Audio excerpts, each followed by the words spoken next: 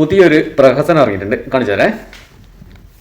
നിങ്ങളുടെ അഭിപ്രായം എന്താന്ന് പറയണേ. 15 എന്നൊരു ദിവസമുണ്ടെങ്കിൽ അന്ന് മുതൽ കേരളത്തിൽ സ്ത്രീകൾക്ക് എവിടെയും KSRTCയിൽ സൗജന്യമായി യാത്ര ചെയ്യാമെന്നാണ് നിയുക്ത പാലക്കാട് MLA രമേശ് പിഷാരടിയും അതുപോലെ തന്നെ മറ്റു നേതാക്കന്മാരെല്ലാവരും ഉന്നയിച്ചിരുന്നത്. ഇലക്ഷന്റെ ഹൈലൈറ്റ് തന്നെ അതായിരുന്നു. കേരളത്തിലുടനീളം സൗജന്യ യാത്ര ഫലവത്താകുന്നത്. KSRTC ഇത്രയും നഷ്ടത്തിൽ ഓടുന്ന സമയത്ത് കൂടിയും ഇങ്ങനെ ഒരു വാഗ്ദാനം നൽകണമെങ്കിൽ, ഇങ്ങനെ ഒരു വാഗ്ദാനം മുന്നിൽ വെച്ച് ഇലക്ഷനെ നേരിടണമെങ്കിൽ അവരെന്തെങ്കിലും മുന്നിൽ കണ്ടിട്ടായിരിക്കണം. അത് വോട്ടിന് വേണ്ടി മാത്രമായിരുന്നു എന്നുള്ളൊരു ചോദ്യചിഹ്നമാണ്. കൃത്യമായും പറഞ്ഞാൽ മെയ് 15 എന്നൊരു ദിവസം മുന്നോട്ട് വെച്ച് പറയണമെങ്കിൽ അത്രയും ഷുവർ ഉണ്ടായിട്ടായിരിക്കണം. അപ്പൊ എന്നിട്ട് കൂടിയും മെയ് 15 തൊട്ട് മുന്നോടിയായിട്ടാണ് ഒരു മുഖ്യമന്ത്രിയെ പോലും പ്രഖ്യാപിക്കാൻ അവർക്ക് സാധിച്ചത്. എങ്ങനെയാണ് ഇനി കടന്നു വരുന്ന 5 വർഷത്തിൽ അവർ പറഞ്ഞ വാഗ്ദാനങ്ങൾ നിറവേറ്റുകയും അവർ പറഞ്ഞ കർത്തവ്യങ്ങൾ നിറവേറ്റുകയും ചെയ്യുമെന്നുള്ളത് കേരള ജനത ഇപ്പോൾ സംശയത്തിലാണ്.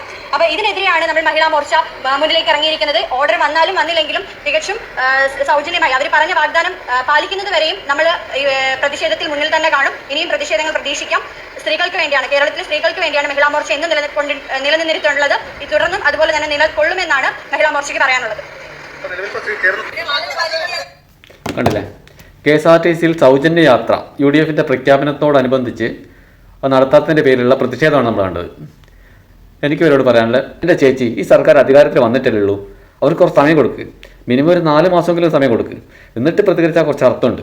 പുതിയൊരു സർക്കാരല്ല, അത് 10 വർഷത്തിന് ശേഷം വരുന്നൊരു സർക്കാരാണ്. അപ്പോൾ ഈ 10 വർഷം ചെയ്തു വെച്ച കാര്യങ്ങളിലൊക്കെ ഒരു അവലോകനം നടത്തി അതിൻ്റെ ന്യൂനതകളൊക്കെ പരിഹരിച്ചതിന് ശേഷമേ അവർക്ക് പുതിയ പുതിയ കാര്യങ്ങൾ ഇംപ്ലിമെൻറ്റ് ചെയ്യാൻ പറ്റൂ. അതിന് അതിൻ്റേതായ കാലതാമസം ഉണ്ടാവും. മിനിമം ഒരു 4 മാസമെങ്കിലും കൊടുത്തിട്ടാണ് നിങ്ങൾ സമരത്തിന് ഇറങ്ങിയതെങ്കിൽ പിന്നെയും പറയാം. ഇപ്പം തന്നെ തമിഴ്നാട്ടിൽ സ്റ്റാലിൻ CMനോട് പറഞ്ഞു കേട്ടില്ലേ, 6 മാസം വരെ ഞങ്ങൾ മിണ്ടാതിരിക്കും, 6 മാസം കഴിഞ്ഞതിന് ശേഷം ഞങ്ങൾ പ്രതികരിക്കും എന്നാണ്. അത്രയും സമയം അവർ കൊടുത്തു തമിഴ്നാട്ടിൽ പ്രതികരിക്കാൻ വേണ്ടി. കാരണം പുതിയൊരു സർക്കാരിന് പഴയ കാര്യങ്ങൾ പഠിച്ചെടുക്കാൻ ഒരുപാട് സമയമെടുക്കും. BJPൻ്റെ ഭാഗത്ത് നിന്നും ഇത്തരത്തിലുള്ള പ്രതികരണം ഒട്ടും പ്രതീക്ഷിച്ചില്ല.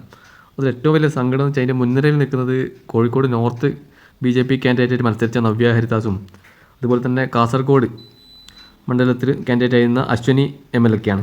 BJP മഹിളാ മോർച്ചയോടെ ഞങ്ങൾ നടത്തിയിരിക്കും. തുടങ്ങിയിട്ടില്ല. അവർ സത്യപ്രതിജ്ഞ തുടങ്ങുന്നത് ഞങ്ങളുടെ ആരുടെയും കുറ്റമല്ല. സത്യപ്രതിജ്ഞ തുടങ്ങുന്നത് അവർ തന്നെ ഗ്രൂപ്പുകളിൽ നടത്തി എന്ത് ചെയ്യും? 4-ാം തീയതി റിസൾട്ട് വന്നിട്ട് 15 ദിവസം ഇത്രയും ദിവസമായിട്ടും സത്യപ്രതിജ്ഞ നടക്കുന്നത് നമ്മുടെ തെറ്റോ?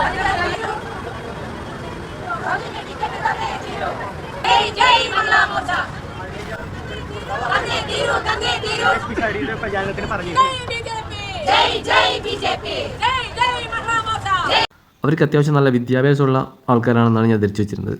ഒരു കാര്യം ചെയ്യുമ്പോൾ അത് മുന്നും പിന്നും ആലോചിച്ചൂടെ? അവർക്കറിയാലോ മുഖ്യമന്ത്രിനെ ഇന്നലെയാണ് തിരഞ്ഞെടുത്തത്, സത്യപ്രതിജ്ഞ കഴിഞ്ഞിട്ടില്ല, പിന്നെ അതിന് മുമ്പ് ഇങ്ങനത്തെ പ്രശ്നം ഉണ്ടാകേണ്ട ആവശ്യമുണ്ടോ? അവരോട് പറഞ്ഞു പോയത് മെയ് 15 എന്നൊരു ഡേറ്റ് പറഞ്ഞു പോയി, അത് സത്യമാണ്. എന്ന് കരുതി നമ്മളുടേതായ ഒരു സംയമനം കാണിക്കണ്ടേ, ഒരു നിലവാരം കാണിക്കണ്ടേ? ഇതിപ്പോൾ BJP മറ്റ് പാർട്ടിക്കാരും തമ്മിൽ എന്താ വ്യത്യാസം? അതുപോലെ തന്നെ ആയില്ലേ? കഷ്ടം. ഇപ്പോൾ ഈ നടത്തിയ സമരം ഒരു നീതിയുക്തമായ സമരമാണെന്ന് എനിക്ക് തോന്നുന്നില്ല. എന്താ നിങ്ങളുടെ അഭിപ്രായം? ഒന്ന് കമൻറ്റ് ചെയ്യണേ.